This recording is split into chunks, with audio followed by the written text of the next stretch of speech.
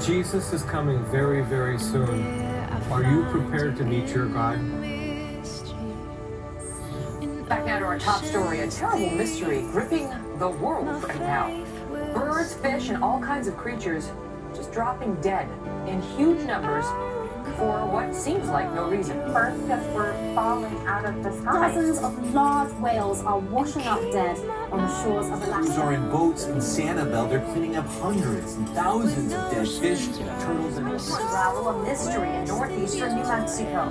More than 100 elk found dead on a ranch about 20 miles north of Las Vegas. 8,000 dead turtle doves in Italy. Hundreds of birds dead in Rockwell, Texas. 500 red-winged blackbirds in Louisiana. 100 birds in Sweden. 3,000 dead red-winged blackbirds in Arkansas. Several hundred dead in Kentucky. On the fish, several hundred snapperfish in New Zealand. Thousands of dead fish in Florida. 40,000 devil crabs in the UK. 80,000 drunk fish in Arkansas. 2 million spotted croakers in Maryland in the last 2 weeks. Scientists are scrambling to investigate what caused that mass die-off. I just want to know why. For the Lord hath a controversy with the inhabitants of the land, because there is no truth, nor mercy, nor knowledge of God in the land. Therefore shall the land mourn, and everyone that dwelleth therein shall languish with the beasts of the field and with the fowls of the heaven. Yea, the fishes of the sea also shall be taken away. A major tsunami has struck northeastern Japan, sending a 4-meter wall of water Unfolding in inland. Indonesia. This after Friday's monstrous earthquake and a disastrous tsunami that followed that earthquake. At least, if I were on the ark and I were looking out and I saw my son or my daughter outside, it would tear my heart out. What would I say? What the message could I leave them?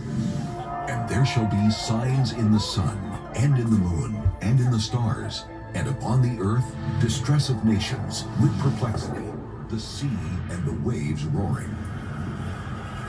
Pacific coast area of Japan, that tsunami, that huge tsunami you can see hitting Miyagi Prefecture in northern Japan, Sendai City. This is already one of the most devastating hurricane seasons ever.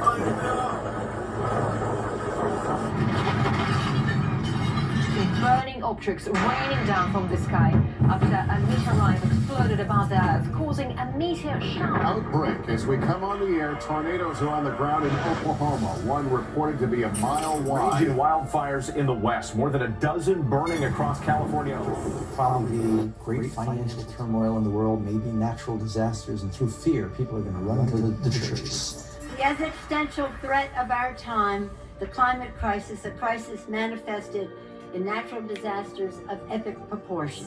The ecological crisis is essentially a spiritual problem. The encyclical Praise Be is the most important papal document ever on the environment. Consume less and buy less. We have to really rethink our lifestyles. The fact that he's bringing oil executives from BP and other companies to talk about this issue, I think is significant. And calls for a new environmental morality. The encyclical rests on a simple premise. What sort of world do we want to leave our children? He recently concluded global warming is a moral issue. On an issue where activists meet apathy, the world scientists are doubted, and global institutions ignored, a rock star radical from the Vatican at least gets attention. And I have been enormously impressed by Pope Francis. We have got to ingrain moral principles into our economy. Protestants and Catholics are going to join their forces. General Secretary of the Reformed Church in America, of the Presbyterian Church in the United States, President of the National Baptist Convention, United States, General Superintendent of the International Pentecost Holiness Church, President of the National Association of Evangelicals, Sarah Bernard Sr., President of the Council of Churches of the City of New York.